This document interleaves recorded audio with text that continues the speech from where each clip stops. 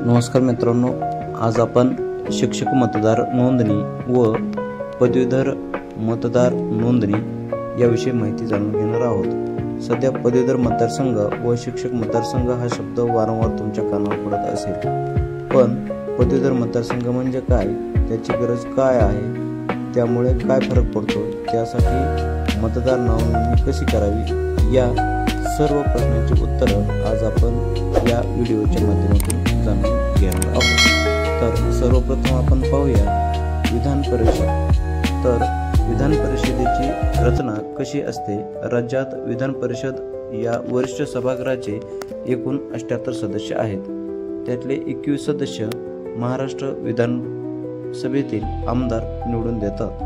21 सदस्य स्थानिक स्वराज्य संस्थांमधून निवडले जातात, तर 12 जणांची नेमणूक राज्यपालांकडून होते आणि 7 उमेदवार शिक्षक मतदारसंघातून तर 7 पदवीधर मतदारसंघातून येतात।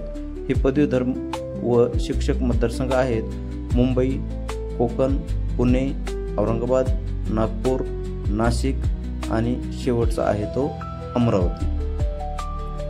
यानंतर पदवीधर मतदार संघ। महाराष्ट्रात विधानसभेप्रमाणेच विधान परिषदही आहे, ज्याचे आमदार नगरसेवक, जिल्हा परिषद सदस्यामधून, आमदारामधून, शिक्षकामधून किंवा पदवीधरामधून निवडून जातात। समाजातील वेगवेगळ्या घटकांना लोकशाहीप्रमाणेच स्थान मिळावं अशी यात कल्पना आहे। महाराष्ट्राच्या विविध भागातील पदवीधर त्या मतदारसंघातून आमदार म्हणून निवडून जातात। पदवीधर मतदारसंघ असतो ही गोष्ट खेडेगावातील मतदारांना जास्त प्रमाणात प्रचलित नाही। याचा प्रचार करणं ही एक काळाची आणि महत्त्वाची गरज आहे। प्रत्येक जिल्ह्याला पदवीधर मतदारसंघ असतो, त्या मतदारसंघातून पदवीधर निवडणुकीसाठी पात्र असतो। सर्व नोंदणीकृत पदवीधारक मतदार पदवीधर उमेदवारास मतदान करतात, त्यास निवडून देतात।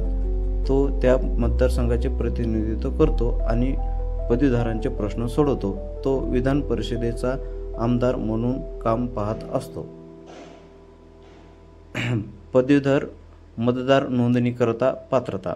तो भारताचा नागरिक असावा। तो मतदार नोंदणीकरता अर्हता दिनांकाच्या किमान 3 वर्षापूर्वी मान्यताप्राप्त विद्यापीठाचा किंवा तत्सम विद्यापीठाचा पदवीधारक असावा। तिसरा आहे सर्वसाधारणपणे संबंधित मतदारसंघातील रहिवासी असावा। आणि चौथा आहे त्याने विविध कागदपत्रासह फॉर्म क्रमांक 18 भरावा। आणि शेवटचा आहे पदविका। महत्त्वाचा मुद्दा आहे हा, ती पदवीतुल्य असावी। शिक्षक पदवीधर असल्यास शिक्षक आणि पदवीधर अशा 2 मतदारसंघात मतदान करू शकतात।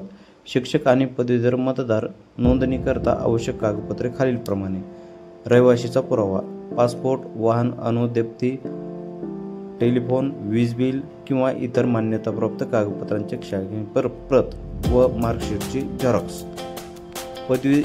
पदविकेची साक्षांकित प्रत, ओळखपत्र। शिक्षक असल्यास नोकरी करत असल्याबाबत आजी किंवा माजी प्राचार्याचे पत्र, विवाहित महिलेने विवाहानंतर नाव बदललेले असल्याचे प्रमाणपत्र देणे गरजेचे आहे। अर्ज आणि कागदपत्रे सादर करणे। मतदार नोंदणी अर्ज आणि कागदपत्राच्या साक्षांकित प्रती आपल्या विधानसभा मतदारसंघाचे निवडणूक नोंदणी अधिकारी, सहाय्यक निवडणूक नोंदणी अधिकारी किंवा अन्य नामनिर्देशित अधिकारी यांना सक्षम किंवा पोस्टानेही सादर केल्या जाऊ शकतात। शक्यतो ही कागदपत्रे सक्षम सादर करून त्याची पोचपावती घ्यावी। तसेच अद्ययावत प्रारूप यादीमध्ये आपले नाव आले आहे की नाही चेक करून पाहावे।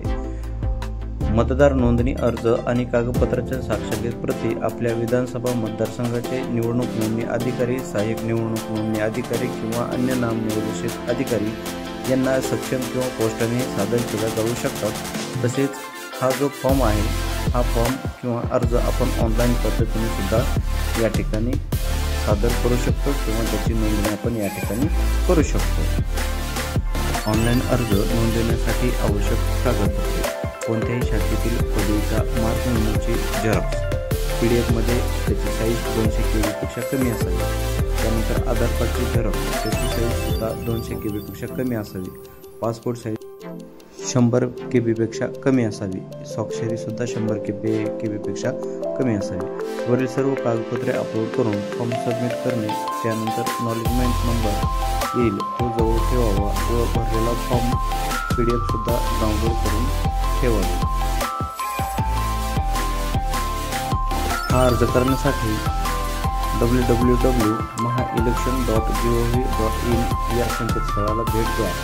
याची अंतिम तारीख आहे 6 नोव्हेंबर 2025. यानंतर मित्रांनो, आपण पाहूया मतदान कसे करावे आणि मतदान प्रक्रिया कशी होते. तर पदवीधर व शिक्षक मतदारसंघासाठी मतदान हे मतपत्रिकेवर होते. बॅलेट म्हणजेच मतपत्रिकेवर शिक्का मारूनच मतदान केलं जातं. त्यामुळे मतदारसंघात हजर राहून मतदान करणं आवश्यक आहे. मतपत्रिकेवर नमूद उमेदवार क्रमांकानुसार उमेदवारांना पसंती क्रमांक द्यावायचा असतो. सर्वात पहिली पसंती असणाऱ्या उमेदवारासमोर मराठी, इंग्रजी किंवा रोमन यापैकी एका भाषेतील आकड्यामध्ये अंक लिहिता येतो.